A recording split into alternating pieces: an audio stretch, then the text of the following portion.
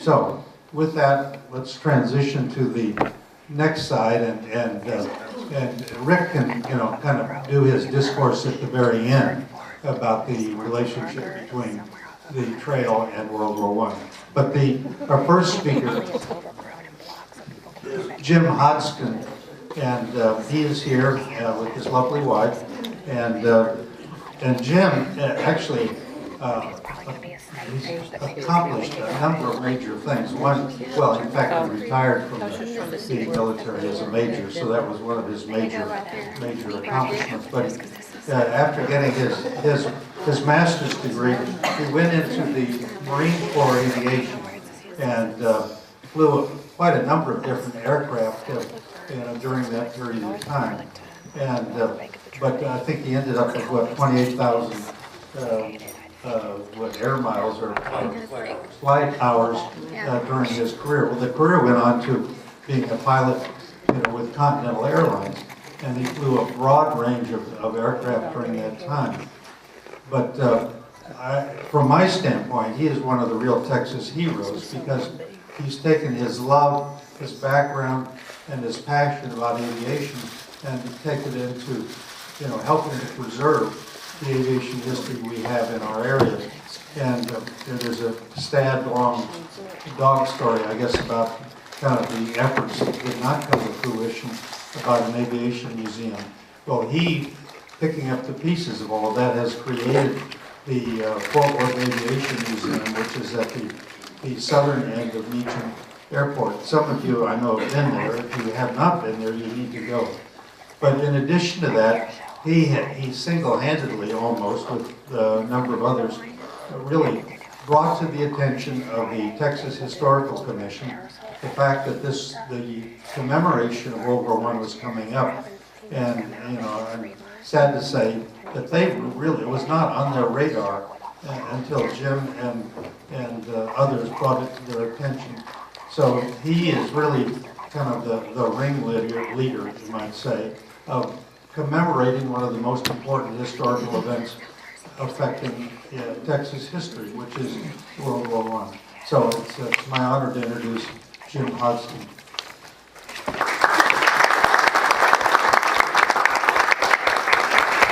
Thank you, Doug. I'm going to try to find that person you were just talking about and bring him in here.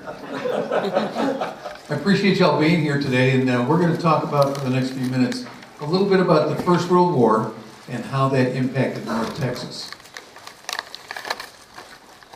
So first of all, how many of you think that the United States or Texas entered the war in 1917? Raise your hands. Okay, how many thought it was before that? How many think it was after 1917? Okay, we're going to talk about a little bit of that, but we're going to talk about Texas from 1900 to 1920 and today, and the effects of the war on people, places, and things. This is just a little bit of background on the war itself. Over 4 million Americans served in World War I, with over 117,000 died in the conflict. The Great War changed everything for us. It began the American century. It set America on a path to superpower status. It set the stage for the next century of wars and warfare. From a Texas standpoint, almost 1 million Texans registered for the draft and almost 200,000 served. Just over 5,000 died of service, and as it says there, a third of them occurred in the U.S., many of them from the Spanish flu in 1918. The Spanish flu had a huge effect across the state as well as the military. 36,000 African Americans served. That was 18% of the number of Texans who served were African Americans. 50,000 Mexican Americans served. And I say approximately because Mexican Americans were considered white for the purposes of enlisting them in the Army. So statistics on Mexican Americans are kind of difficult to get a hold of. And 6,000 Native Americans from Oklahoma and Texas served. Of the 6,000, they had the highest percentage of people ethnically. Native Americans served higher than any other ethnic group. We're not going to go through this very quickly, but just so you get an idea, 1900, 1910, where everybody stood, 1900, the population, those numbers on the left are the number of of the cities in the top 100 in the United States. You'll notice that Fort Worth isn't there and Dallas is number 88. By 1910, Fort Worth had come up on the list and was now number 75. The First World War is going to have an impact on North Texas greater than almost anything that has taken place here in the history of Texas. And across North Texas, with the evolution of Fort Worth and Dallas and the things that took place, became the real power in Texas. Texas in 1910 wasn't a whole lot different than it was right after the Civil War. There were still a few forts that were down along the border that predated the First World War. Some of them predated the Civil War, but there were about 6 of them. The population of the state was not quite 4 million. It was number 5 as far as all of the states were concerned. This is a little bit of what Texas looked like then. You see you've got an automobile in the background. They were actually quite rare at that point in time. Most of the travel was on wagons, horse-drawn or animal-drawn. There were 725 different manufacturers of wagons and vehicles in the state of Texas in 1910, with 125 different wheelbases. That's going to become important because the First World War started to standardize many, many things. Oil had just been discovered, and so it was, although it was not a huge factor yet, for the most part, we were a steam and coal society. And cotton was king. The rest of the agriculture was mostly subsistence agriculture, but the export product was cotton. We were sending out, or we were producing about 25% of the world's cotton. And then, of course, ranching. But prejudice prevailed. There was prejudice all across the state. What we're going to find, or any studies of the First World War, you're going to find is that prejudice was a huge factor across the entire United States, but certainly here. The railroads probably had the biggest impact on Texas post-Civil War of anything that took place. From 1860 to 1881, you can see there's very little railroads. Most of them are actually down around the Houston area. But then by 1909, railroads were taking place all over. Excuse me. And in fact, railroads were the primary reason for why the trail system died off. This is the bottom. 1911, Texas became the state with the most railroad mileage, a position that it still maintains today. Excuse me. During World War I, we started out in 1910, there were 0 airfields in the state, and there were 6 military camps or forts. By 1919, there were 15 airfields at least, and there were as many as 24 different camps and forts throughout the state. Most of these facilities that were built out of wood that came out of East Texas. And most of that wood was produced or cut down and delivered through the African Americans in the east, on the east part of the state. The progressive era, as that time period is concerned, from 1900 to 1920, showed that there were huge changes in things like agriculture, lumber.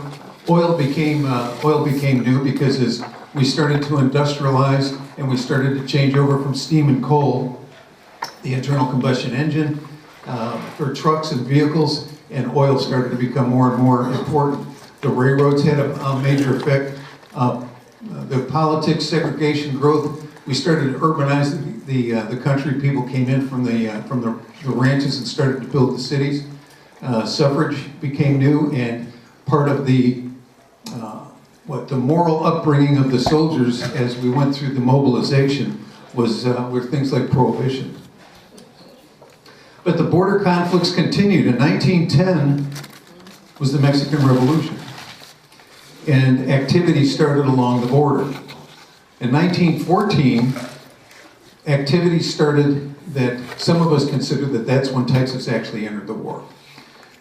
There were activity in Mexico, down in Veracruz in 1914, and more activity along the border. Here locally, and we're going to talk about this in a minute, we started shipping animals, livestock, out of here in 1914 to Europe. But by 1916, we now had Woodrow Wilson called up the National Guard from all of the states and brought them to the border to man all of the border locations because of the Mexican expeditions. Because of the revolution, but what we weren't aware of at the time, were the efforts of Germany to destabilize the United States through Mexico. Germany wanted Mexico to help Germany to attack through the border. They also wanted to establish submarine bases throughout the Gulf of Mexico. So this all came to light with the Zimmerman telegram, showing that the Germans, in fact, had been working with the Japanese and with the Mexican governments to destabilize the United States. They were enticing people to come down to Mexico and then be able to turn around and go back and attack the United States through the southern borders. And again, 200,000 Texans served, 36,000 African Americans, 50,000 Mexican Americans, and Native Americans. That's here in Texas. Across the United States, there were a huge influx of non-native born Americans or people from other countries who enlisted or who were drafted into the services. One of the things that they all wanted was they were fighting for acceptance. Every one of them, whether it was the people from up north or down south, they all wanted to honor their homelands, but they also wanted to become Americans and help here in the country. And so they were doing this and fighting and joining the military as a way of hopefully becoming accepted. The problem is it didn't quite happen because the prejudice prevailed. One of the other big impacts of the war was women taking up jobs in the United States. We've all heard the old things from the Second World War about Rosie the Riveter. Well, Rosie had a mother, and Rosie's mother worked in the factories in the First World War. Many of the things that we think were commonplace or came out of the Second World War really came out of the First World War. One of it was women working in the factories, another one was Victory Gardens. And the women going to work on farms and ranches, going to work in offices, and going to work in the factories.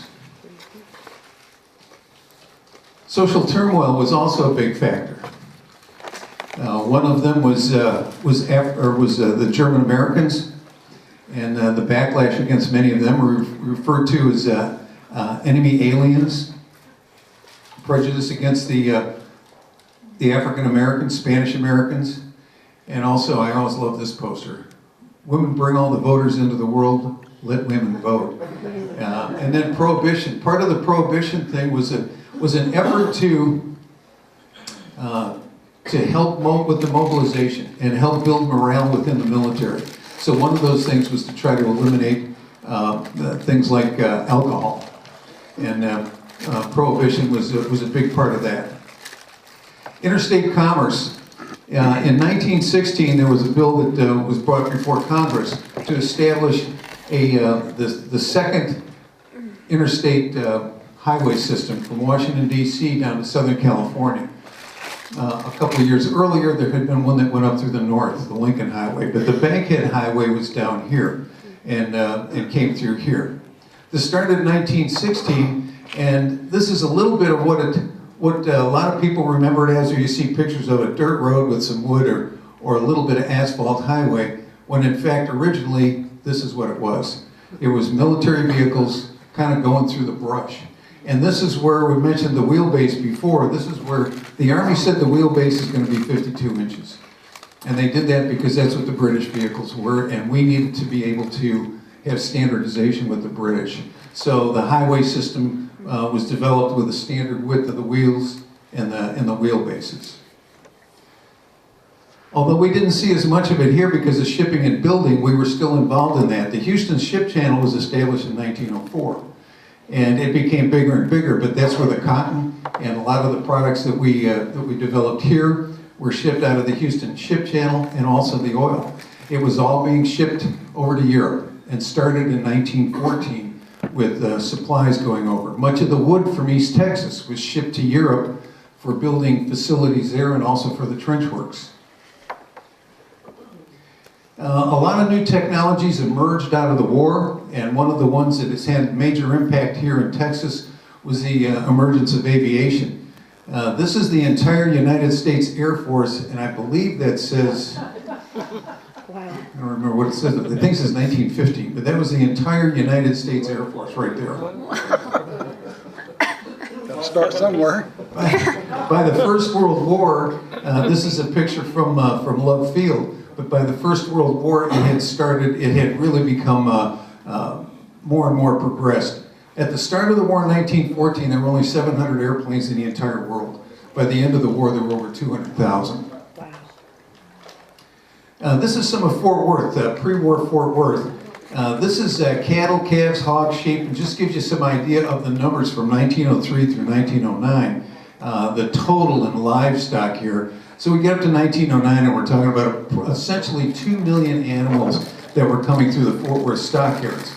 By 1917, however, the Fort Worth stockyards was the largest livestock market in the world in 1917. There were two markets that were larger. One was Chicago and one was St. Louis. But most of the animals that went through Chicago never left Chicago, as opposed to here where they came here and then they were shipped out. And this is another reason why we say that the First World War started for Texas in 1914, because the livestock market here was used extensively to supply animals for Europe. One of the individuals had a huge impact on Fort Worth and North Texas was Benny Keith. This is Benny in 1918 at age 36. He was president of the Chamber of Commerce. He had gone to Washington when he knew that things were developing and they were looking at mobilizing. And he went to Washington to talk to them about establishing a military camp here, which became Camp Bowie. He also talked to Benjamin Floyd, who is the father of the Air Force, or the head of the Air Force, and offered to help establish airfields here to train the Royal Flying Corps. I'm not going to talk a lot about either of those because that's Bill and Tyler today. But just to give you some perspective on the economic impact, day laborers at that time for building a day labor was $2.50 a day. Today, if we look at inflation, today that would be $47 a day. Still way under what people are being paid today.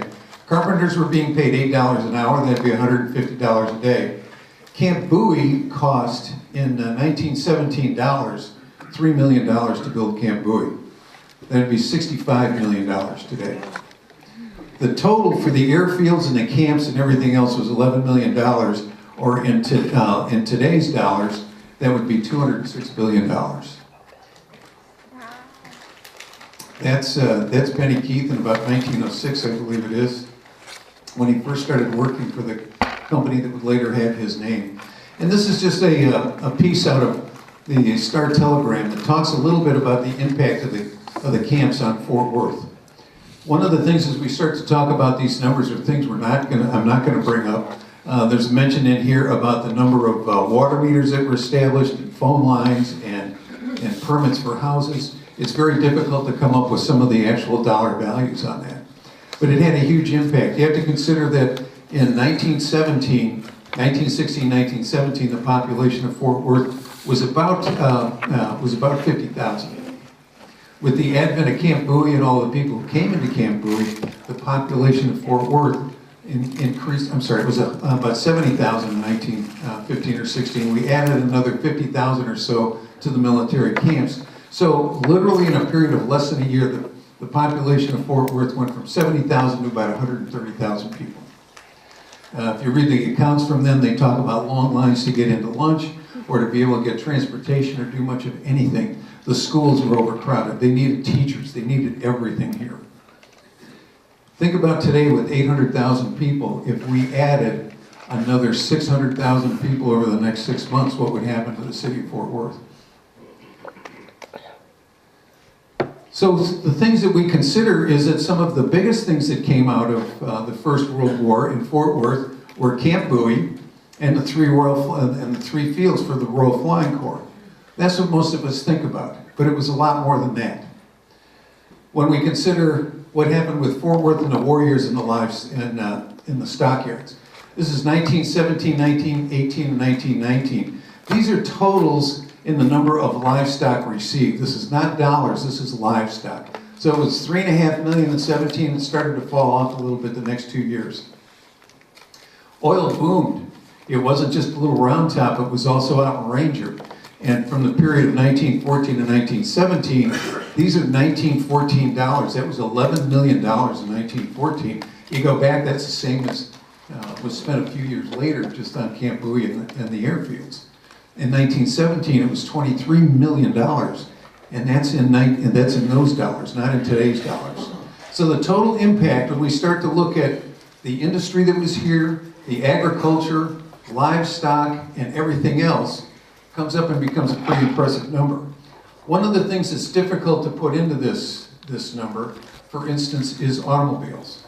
We started to produce, Chevrolet and Ford started to produce automobiles here with the advent of the war and the use of those vehicles. Those were not considered to be inside the city limits of Fort Worth, so we don't credit that to Fort Worth. But those numbers are here. They were building as many as 300 to 400 cars a day. But the total value of everything that we've been able to look at is $100 billion. And that's over a period of just 4 to 5 years. That impact is huge. When we talk about what aviation's impact has been, over a 75-year period, aviation has contributed nearly $1 trillion to the economy. That's about $13 billion a year. This, during the war years, is $20 billion a year in today's dollars that the war impacted North Texas and Fort Worth. So here's the population figures again from 1910. You'll see by 1920 and then into 1930. Fort Worth is still on the bottom, but the numbers are raising. All of Texas was raised by the First World War. The aftermath of the war, we had urbanization, voting, prohibition, prejudice, still there, new economics. But 1920, the Klan showed up. And part of what took place during that is what's referred to as the Great Migration of African Americans and other ethnic groups from the south and going up to the north.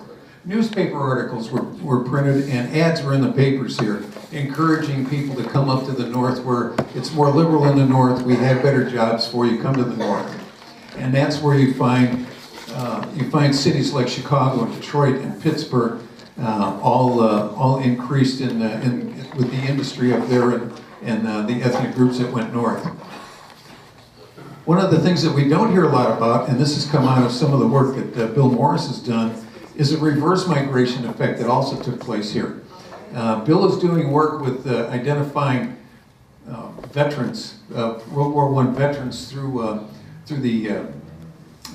death records and also through some military records.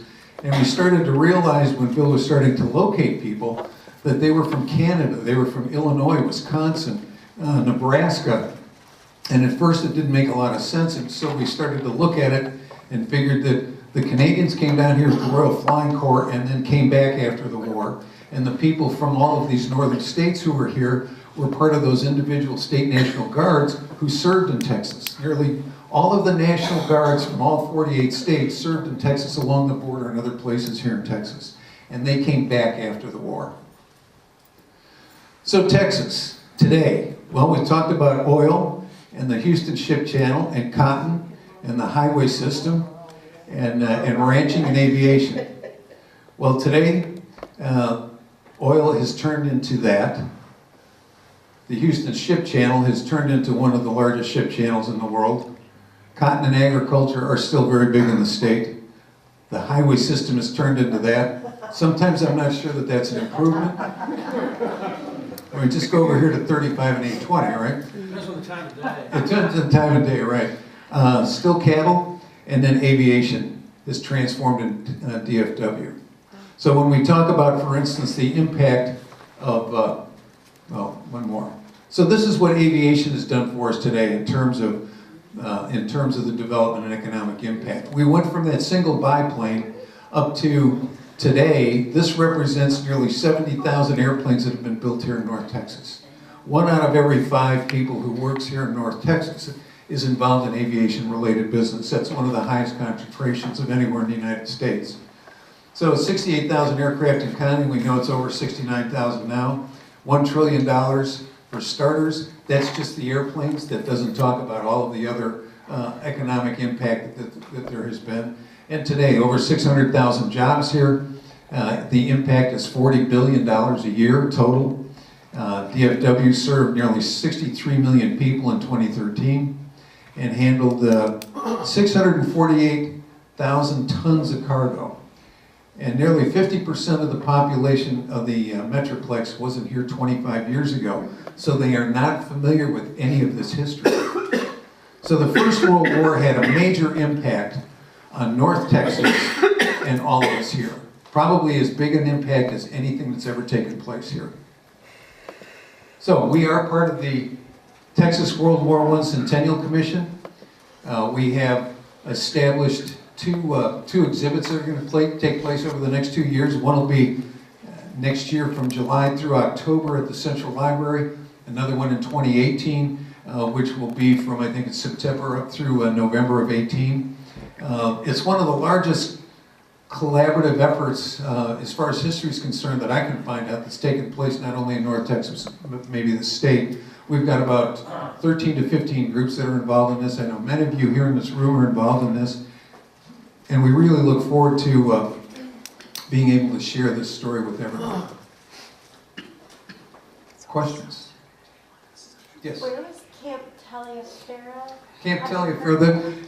Camp Taliaferro was what was the original name for the Royal Flying Corps airfields, which later became known as Carruthers, Benbrook, and Hicks, or Everman and Hicks. But Bill is going to talk about that. I'll set the record straight. Yeah, he'll set the record straight. Anything else? Yes, sir. Doesn't Dallas contend that they're part of the trail system? I've heard that of late, that Dallas is claiming part of the cattle trail system for itself. I have no knowledge of cattle trails. We used to talk about the Chisholm Trail, that's a cattle trail. He did. That's Steve, not me. Steve is the expert on the cattle trails. They look a lot alike. Yeah, we look a lot We'll alike. talk later. Dallas has the Shawnee Trail. Okay, thank you.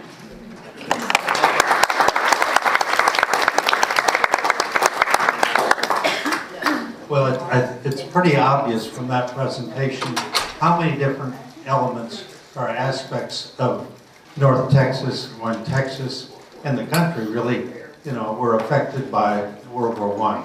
And I think from a historical heritage standpoint, there are all kinds of things that I think that we can delve into and do, provide from an educational standpoint to the young generations. Well, the next speaker is going to talk about another slice of this that is kind of near and dear to our hearts,